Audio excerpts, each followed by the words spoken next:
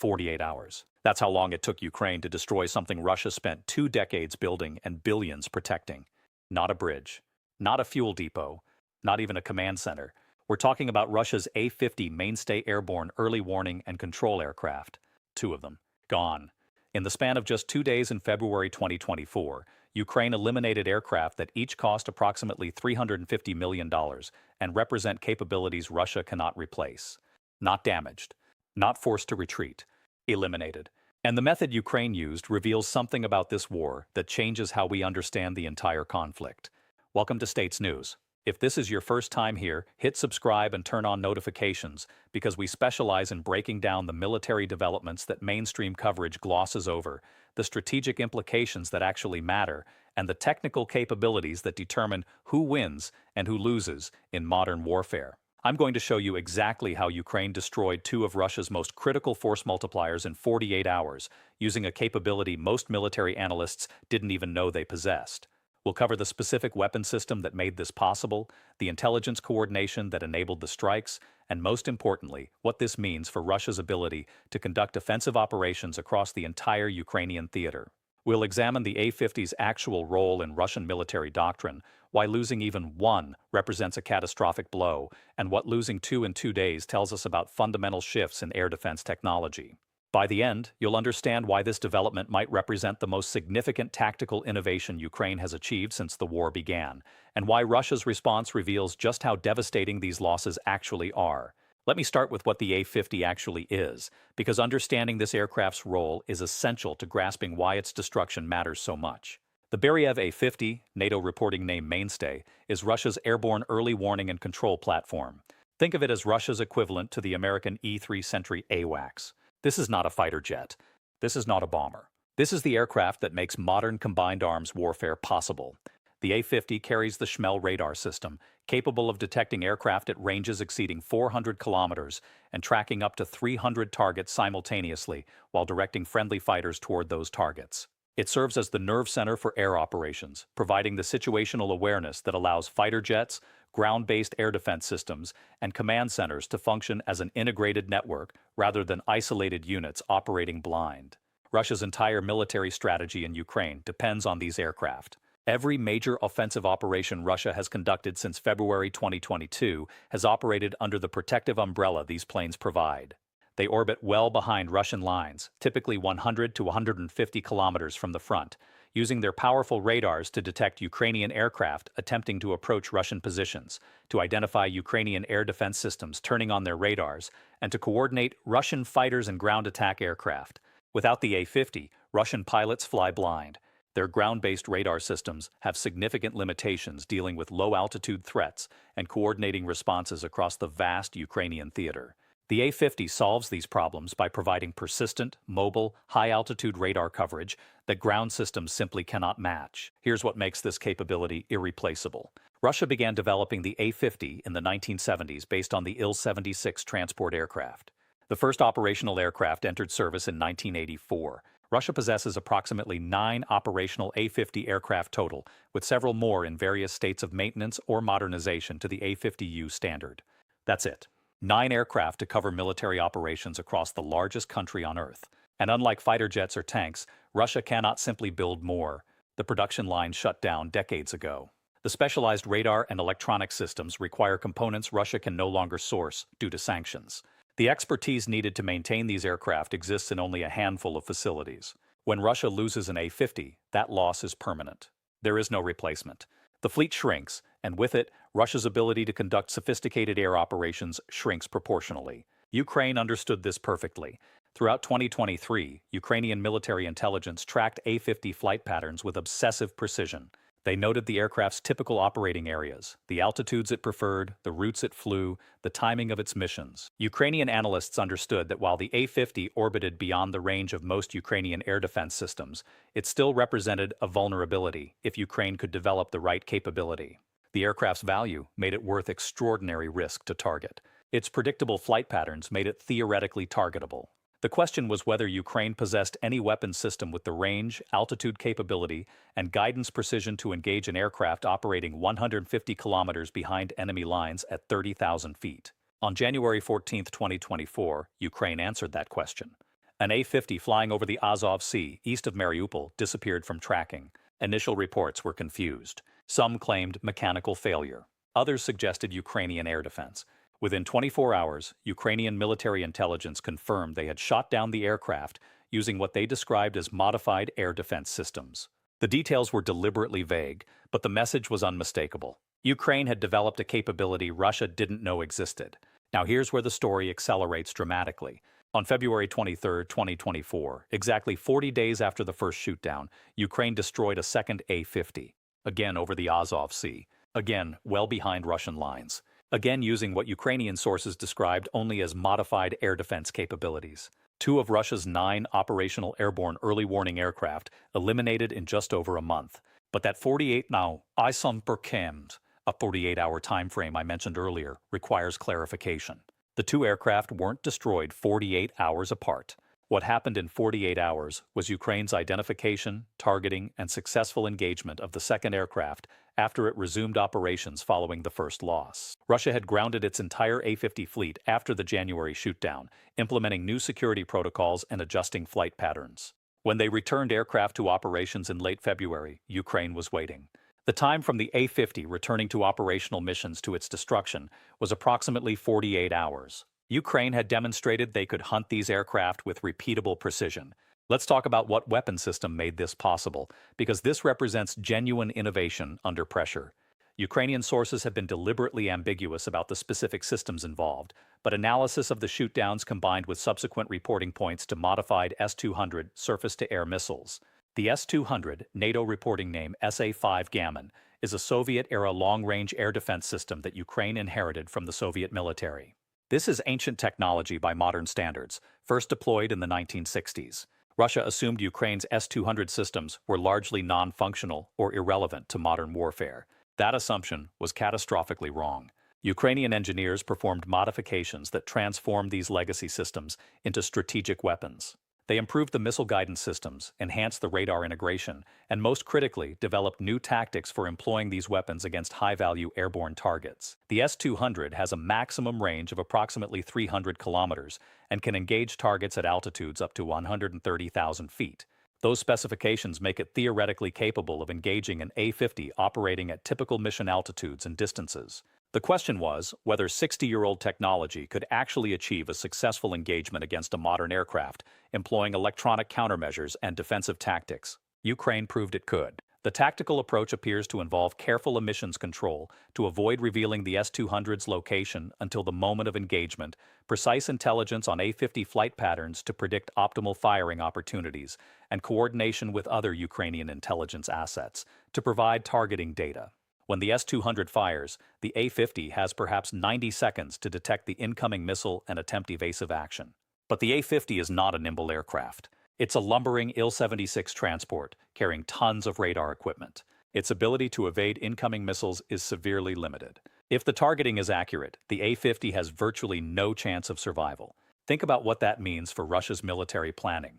Every time Russia launches an A-50 on an operational mission, they're risking a $350 million aircraft that they cannot replace. The psychological impact of this risk cannot be overstated.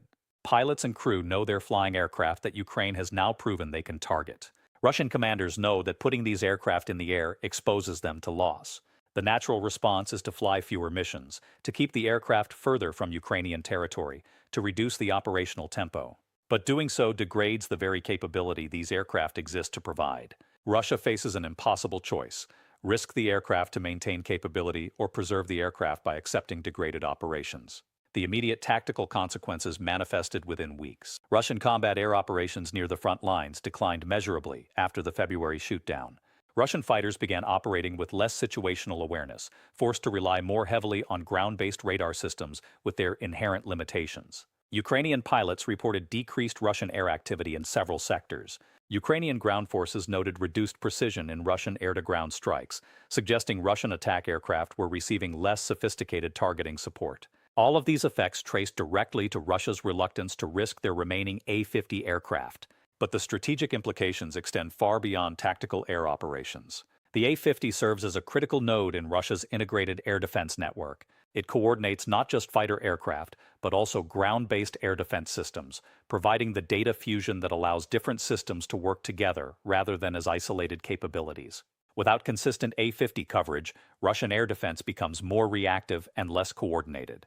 This matters enormously for Ukraine's ability to operate drones, to employ its own limited air capabilities, and to plan future operations that might involve Western-supplied F-16 fighters. Let me show you the second-order effects, because this is where the shootdowns ripple outward into broader strategic consequences. Russia's inability to protect these aircraft, despite their tremendous value, sends a message throughout the Russian military establishment. If Ukraine can target and destroy aircraft operating 150 kilometers behind enemy lines, what else can they target? Russian command centers, logistics hubs, and concentration areas all exist within similar ranges. The psychological impact of Ukraine demonstrating this capability affects Russian planning across multiple domains. Consider the implications for Russia's ongoing offensive operations in eastern Ukraine. Every major Russian push requires air support and coordination. The A-50 provides the situational awareness that makes concentrated attacks possible without suffering unacceptable losses to Ukrainian air defenses. Degraded A-50 coverage means Russian ground commanders operate with less information and less ability to call on effective air support. This constrains their operational planning and reduces their offensive capability. Ukraine's destruction of two A-50s didn't just remove Russian aircraft. It degraded Russia's ability to conduct the kind of combined arms operations that might achieve significant territorial gains.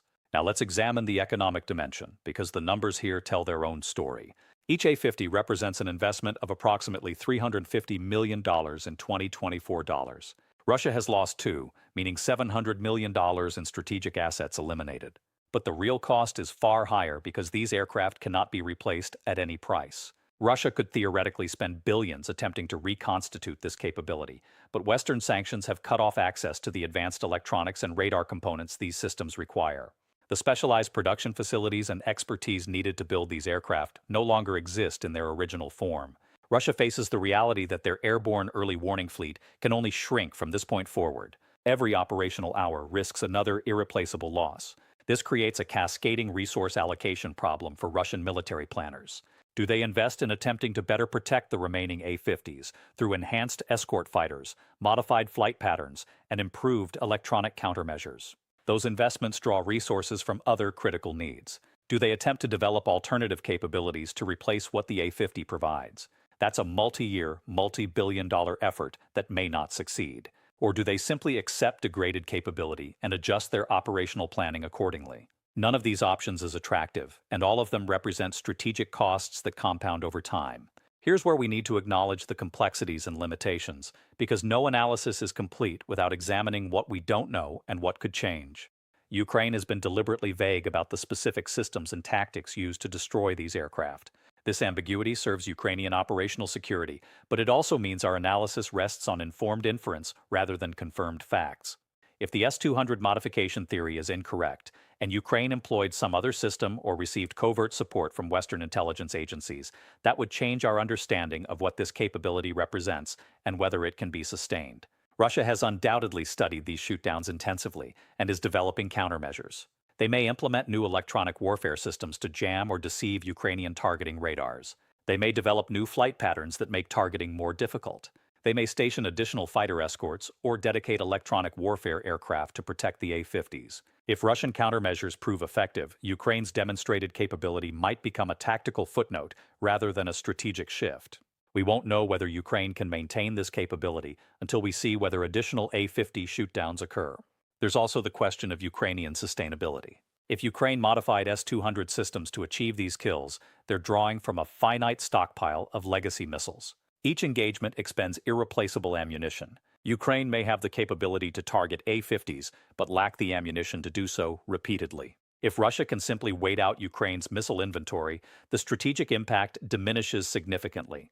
We don't have reliable public information about how many modified S-200 missiles Ukraine possesses or can maintain operational. Alternative perspectives deserve consideration as well. Some analysts argue that Russia's reduced A-50 operations reflect operational adjustments rather than genuine capability loss. Russia might be husbanding these aircraft for future decisive operations rather than risking them in day-to-day missions. If Russia retains the ability to surge A-50 coverage during critical offensive operations, the strategic impact of losing two aircraft may be less severe than it appears. The reduction in routine A-50 missions might represent deliberate restraint rather than forced degradation. There's also legitimate debate about whether airborne early warning capability matters as much in this conflict as traditional military doctrine suggests. Ukraine operates virtually no conventional air force. Ukrainian drones largely operate at low altitudes where A-50 radar provides limited advantage over ground-based systems.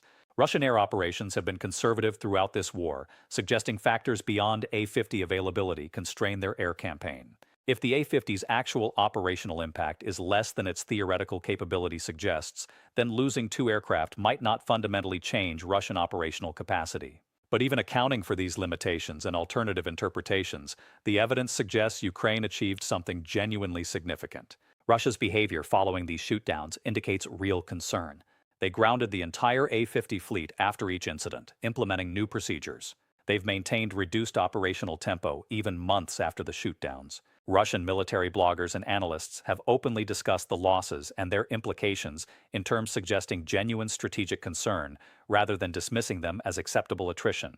The pattern of Russian responses indicates they view these losses as serious degradation of critical capability rather than routine operational setbacks. Here's what this tells us about the broader trajectory of this conflict. Ukraine has demonstrated the ability to innovate using legacy systems to create capabilities that threaten Russia's most valuable and supposedly protected assets. This pattern extends beyond the A-50 shootdowns. Ukraine has converted maritime drones into effective anti-ship weapons, modified Western artillery for extended range, and developed tactics that leverage asymmetric advantages against conventional Russian superiority. The A-50 shootdowns represent perhaps the most dramatic example of this innovation, but they fit within a larger pattern of Ukrainian adaptation that Russian planning has consistently failed to anticipate. This matters because it suggests Ukraine retains the capacity to surprise Russian military planners with new capabilities even 2 years into this war. Russia's size advantage, numerical superiority in various weapons categories, and defensive depth all matter enormously. But if Ukraine can repeatedly develop capabilities that neutralize Russian advantages or target critical Russian vulnerabilities, the simple metrics of force comparison become less determinative.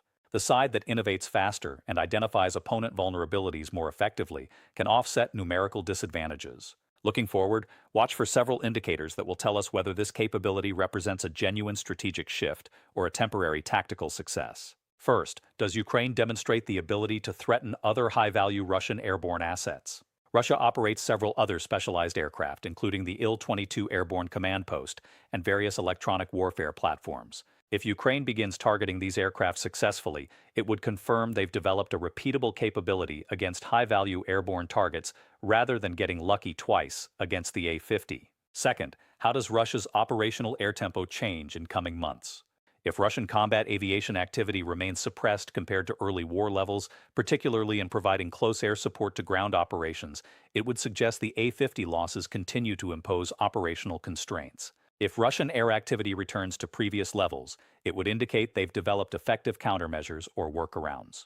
Third, watch for any indication Ukraine receives additional long-range air defense systems from Western partners. If the S-200 modification theory is correct, Ukraine is burning through irreplaceable Cold War stockpiles. Western provision of modern long-range air defense systems like additional Patriots or potential SAMP-T systems would give Ukraine sustainable capability to threaten Russian airborne assets. The presence or absence of such transfers will indicate whether Western intelligence agencies believe Ukraine's capability can be sustained and expanded. Fourth, monitor Russian defense procurement and strategic aviation deployments. If Russia begins desperately attempting to acquire or develop alternative airborne early warning capabilities, perhaps seeking Chinese assistance or attempting to rush new domestic programs, it would confirm they view the A-50 losses as critical capability gaps requiring urgent solutions.